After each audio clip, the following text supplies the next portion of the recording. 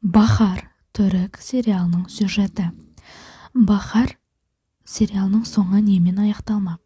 Жалпы сюжетіне келсек, Бахар деген әйел бұл отбасын бірінші орынға қойған әйелдің сатқындыққа тап болып, өз өмірін қайтадан бақылауға алу жолындағы күресін баяндайтын түрік телехикаясы. Бахар талантты дәрігер болған, бірақ ерте жасынан тұрмысқа шыққан соң отбасына көңіл бөлу үшін мансабын тастаған. Алайда оның күйеуі Тимур табысты хирург. Оның құрбандығын бағаламай әріптесі дәрігер рентгенмен қарым-қатынас орнатады. Бахардың балалары өсіп, өз істерімен айналысып кеткен, ал енесі үнемі оны сынайды. Бір күні Бахар кенеттен есінен талып қалады, ауруханаға түседі. Дәрігерлер оған бауыр трансплантациясын қажет екенін айтады. Бірақ Тимур оған донор болудан бас тартады. Яғни Бахарға осы тұста дәрігер Еврен деген адам қарайтын болады. Ол үшін барлығын істеп, қан талдауларын тапсырып, бәрін бақылауға алады және оған донор іздейді. Ешқандай донор дұрыс келмейді. Бірақ өзінің күйеуі Тимур оған донор бола алатын еді. Соңғы сәтте мен донор боламын деп бас тартып кетеді. Бұл жағдай Бахар үшін соңғы сынаққа айналады. Ол өз өмірін өзгертуге бел буып медицинаға қайта оралады. Яғни Бахар күйеуінің жалпы отбасы үшін істеген барлық жағдайлары, барлық жасаған оларға жақсылықтары осылай өзіне қайтып келгені үшін өкінеді.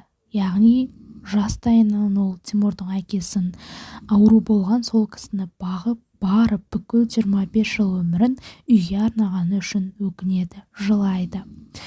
Оған бұл жолда тәжірибелі дәрігер Еврен қолдау көрсетеді. Бірінші маусымның соңында Бахар денсаулығы тағы нашарлап кетеді. Яғни бауыр трансплантациясын жасағаннан кейін денсаулығы нашарлайды және оған қайта операция жасалу керек болады.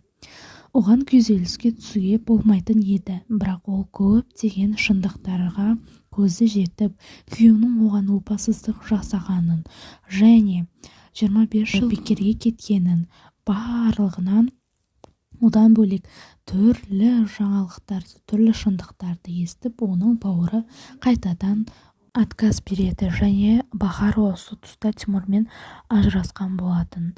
Және үйге Бахарға жазылған, яғни Тимурдың әкесі Бахарға үйді моралық ретінде қалдырған екен. Жалпы түрлі оқиғалар әсерінен оған қайта бауыр трансплантация жасалу қажет болады. Оған Тимур келіседі. Тимур өзінің бауырын беру үшін барлығын жасайды. Осы уақытта Парла мен Умай, яғни Парла Тимур мен Рентгеннің, яғни дәрігер Рентгеннің қызы болып шығады, ал Умай Бахар мен Тимурдың қызы болатын. Яғни олар жақын құрбы болған, бірақ екеуінің әкесі бір болғаннан кейін бір-біріне өштеседі, түрлі оқиға дамиды. Және осы екеуі татуласқан шақта жол апатына ұшырайды. Осылайша бірінші маусым аяқталады. Көп көрермен екінші маусымды күтуде. Жалпы екінші маусымда басты кейіпкердің өмірі жалғасуда. Ол күйеуінің сатқындығы мен денсаулығына байланысты ауыр мәселелерге тап болады. Өз өмірін қайтадан бастайды. Өмірге деген көзқарасы өзгереді. Екінші маусымдағы негізгі оқиғаларға келсек, Евреннің шын бейнесі ашылады. Яғни Тимур дәрігер Еврен мен Алидің бір адам екенін біледі. Яғни бұл жерде Еврен деген балалар үйінде өскен адам, ал Тимурдың әкесі басқа әйелмен көңіл қосып, Еврен, яғни Али олардың баласы болады. Ал Тимурды анасымен тастап кетейін деп жатқан кезде Тимурдың анасы Евреннің анасын итеріп жіберіп, ол қайтыс болып кетеді. Сондықтан ол балалар үйінде өмір сүреді. Осы барлық жаңалық Бахардың өміріндегі жайттарға басқаша қарауға мәжбүрлейді.